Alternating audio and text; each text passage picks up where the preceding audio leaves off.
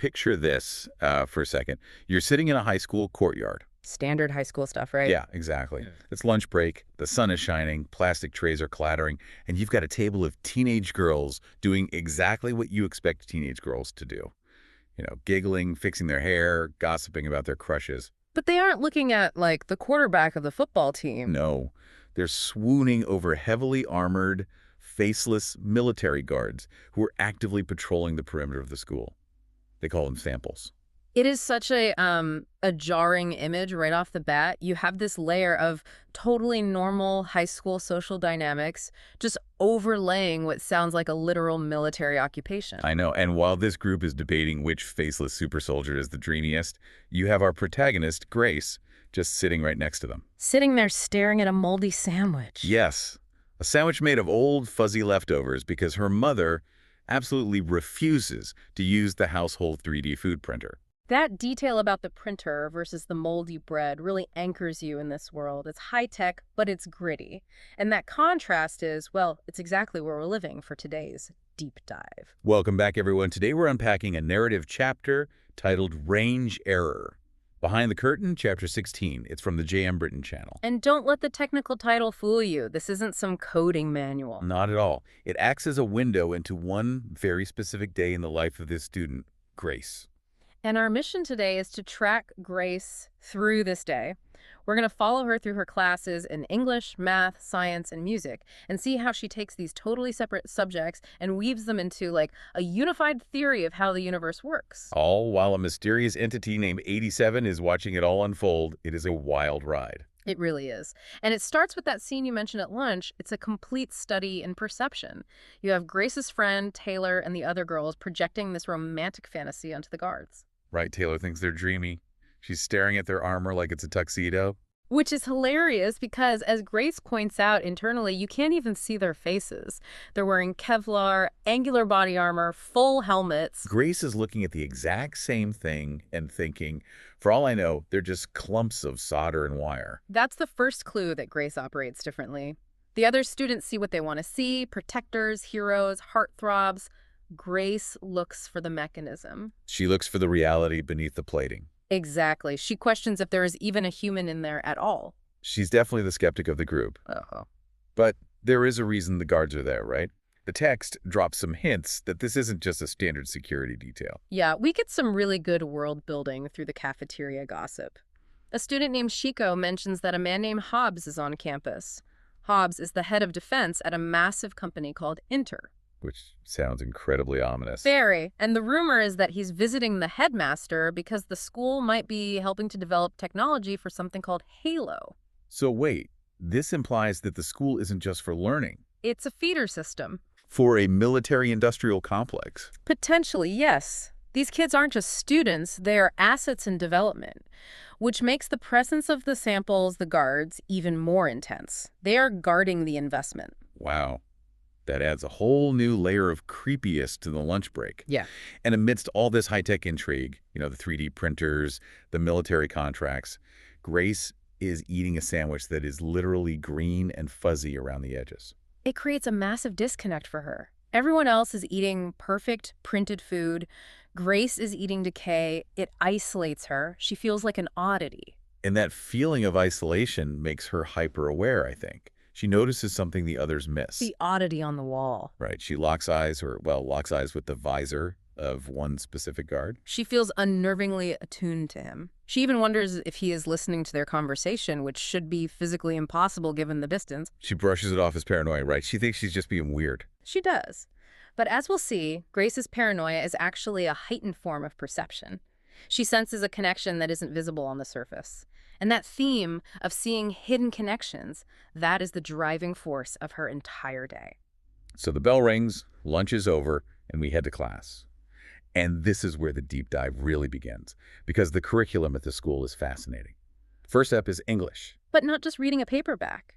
Mrs. Barnes, the teacher, switches on a VR simulation. The students put on headsets and submerge into the text. They're studying A Midsummer Night's Dream. And I love the description here. It says, the simulation combined fact and fiction with a taste of the intangible. It's immersive learning taken to the extreme. But pay attention to what Grace takes away from it.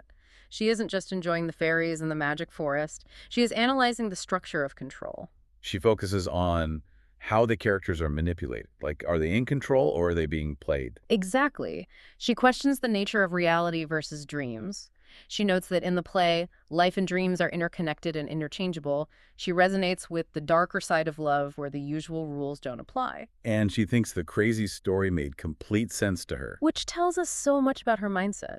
If you live in a world where faceless soldiers patrol your lunchroom and food is printed from a nozzle, a story about shifting realities and magic potions probably feels deeper and more truthful than a history textbook. It's like she's realizing that her real world is just as constructed and arbitrary as the dream world in the play. Precisely. She's starting to see the edges of the simulation, so to speak. Her next class, which is math, teaches her how to navigate it. Now, I was always terrible at algebra, but Grace seems to find real comfort in it. She views math as a map. This is a crucial insight. She believes that math isn't just about solving for X. It's a tool to view the same thing from different angles. That's a really cool way to put it. Like, if English is the messy, emotional dream, math is the grid you place over it to make sense of it. Yes. She believes understanding math is key to understanding everything because it allows you to see the complete picture. It helps you navigate the shifting tides. So she's building a toolkit.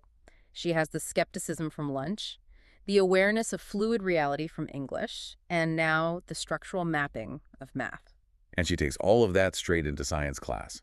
And this, for me, is where the title of today's deep dive, The Architecture of Grace, really clicks. This part blew my mind a little bit. Oh, absolutely. This is the big aha moment of the text. They are in biology, studying DNA replication. They are watching a computer simulation of the dynamic scaffolding of a cell.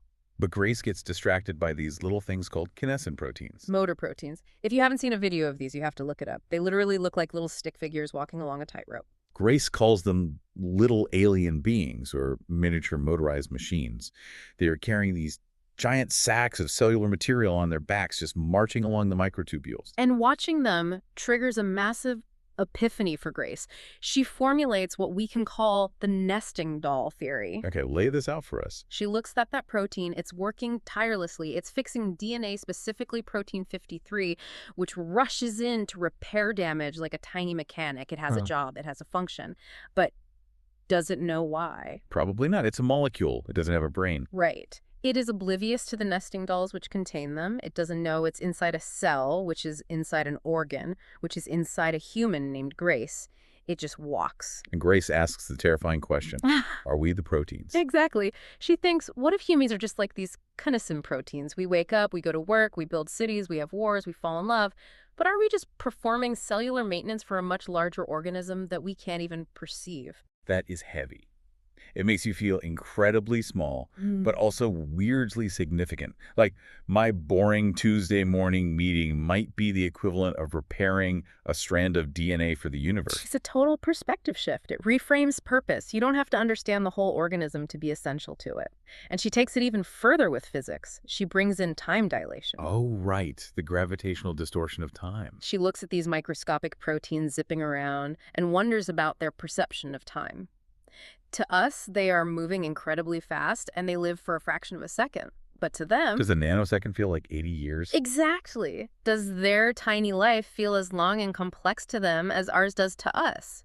And conversely, if we are proteins to a larger entity, is our entire 80-year lifespan just a blink of an eye to that entity? It completely changes how she sees the guards outside. It does. She stops seeing them as just scary authority figures. In this model, what are they? White blood cells. Antibodies. They are just another part of the cellular machinery patrolling the perimeter to keep the body safe from infection. So she has managed to synthesize Shakespeare, algebra, and biology into this grand unified theory of existence. We are all just workers in a nesting doll universe. But a theory is just an idea until you test it, and the test comes in the final period. Music class. Grace hates performing, right? She's hiding behind the Steinway piano. She is terrifyingly shy about it. But she loves the concept of music. She calls it the spirit of polymath, which implies it's the soul of the school's entire philosophy. She believes music can reprogram perspective and birth something new. So she gets called up, she sits at the piano, and she plays a rendition of Skylar Gray's Love the Way You Lie. Which is a fascinating choice. It's not a classical etude. It's a pop song about a volatile, toxic, fiery relationship. Just gonna stand there and watch me burn. And this is where the script flips. Literally. We leave Grace's head, and Right. suddenly we are outside, on the wall. We are with the guard, the oddity, 87. And this confirms everything Grace felt at lunch. He was watching her. Or rather, listening. But not with his ears. The text says his consciousness sinks into Mobius and surfaces in the hall. Okay, we need to pause on Mobius. What are we looking at here? Because the text doesn't exactly give us a user manual. Contextually, Mobius seems to be a sort of connected consciousness network, a metaphysical or technological layer that connects these soldiers to the world around them. It's described as having restorative wisdom and acting like living water. So 87 connects to this network and he taps into the music room.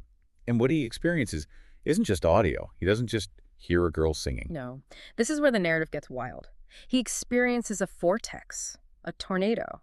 He sees moving images in the silent storm. The text lists these really intense visuals. Torture, betrayal, war, murder, greed. But also a flaming bush. It's biblical, it's historical. He is seeing the collective history of human suffering and passion being channeled right through Grace's performance. Remember her theory, that we are all parts of a larger whole. Yeah. In this moment, Grace is the protein that is vibrating with the frequency of the entire organism. She is channeling the collective. 87 sees it as a dance with the profound, a collision of opposing forces, God and man, truth and misunderstanding. And he focuses on the lyrics, "Love the way you lie." 87 has a very specific take on what that lie is. He observes the lie itself. He sees it as the human desire to separate ourselves from our bad actions. We want to believe we are good, even when we do bad things. That cognitive dissonance is the lie. Oof, that hits hard. We all want to be the hero of the story, but the music reveals the messiness of the reality. But, and this is key, he doesn't judge her for it. He sees restorative wisdom. He calls the performance a modern miracle. It's amazing because Grace thinks she's just getting through a stressful recital. She finishes the song, the storm dissipates, and she hears applause. She thinks she just played the piano. She has absolutely no idea that she just facilitated a metaphysical communion with a super soldier on the perimeter wall. It perfectly mirrors the biology lesson. The kinesin protein walks along the tightrope, doing its job, having no idea that a scientist is watching it through a microscope, marveling at how perfect it is. Grace is the protein, 87 is the scientist or the observer. The parallel is absolute. So she was right. Her theory was correct. There are nesting dolls above us. There are observers we can't see. And by performing her function, by playing that music with honesty and passion, she connected with that higher level. She reprogrammed perspective, just like she hoped she would. Wow. Okay, so let's zoom out. We have gone from moldy sandwiches and high school crushes to cosmic observers and the history of human suffering. What is the big takeaway here? I think the core message is about significance in a world that tries to make you feel insignificant. Think about Grace's environment. It's designed to make her feel small. She's just a student. She eats trash leftovers. She's surrounded by faceless armored power. She is the definition of powerless in that setting. But by using the tools of her education story, logic, biology, art, she realizes that small doesn't mean unimportant. She realizes that connection is everywhere. She stops seeing things in isolation. The guard isn't just a guard, he's part of the pattern.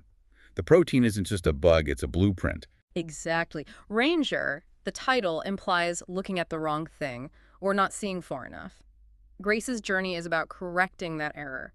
She adjusts her focus until she sees that the guard, the math equation, and the protein are all rhyming with each other. It really makes you look at your own daily grind differently. You know, you're stuck in traffic or you're filling out a spreadsheet and you think, this is meaningless. This is just noise. But if you apply Grace's nesting doll theory, maybe you are a motor protein carrying a vital package for a much larger organism. Your boring day might be keeping the universe alive. And the question is, are you doing a good job? Grace puts her entire heart into that song, despite her fear. She performs her function with grace, pun intended, and because of that, she touches the sublime. It's a call to find the wonder in the mechanism. Whether you're looking at a soldier's helmet or a cell under a microscope, there's a story there if you're willing to look close enough or zoom out far enough. And it's a reminder that even the oddity, the person who sits alone at lunch and doesn't fit in, might be the only one who actually understands how the machine works. Often, it's the ones standing on the outside who have the clearest view of the inside. That brings us to the end of this deep dive into range error. We've explored the architecture of Grace's world, from the schoolyard to the spiritual. It was a fascinating architecture to explore. Before we go, here's a thought to leave you with. We spent this whole time talking about Grace's theory that we are like proteins serving a greater function we can't see. And we know 87 was watching Grace. So if you are a protein in a larger structure, what is the greater function you are unknowingly supporting right now? And who, like 87, might be watching you perform your part? Just something to think about next time you're eating a sandwich. Thanks for listening, everyone. Until next time.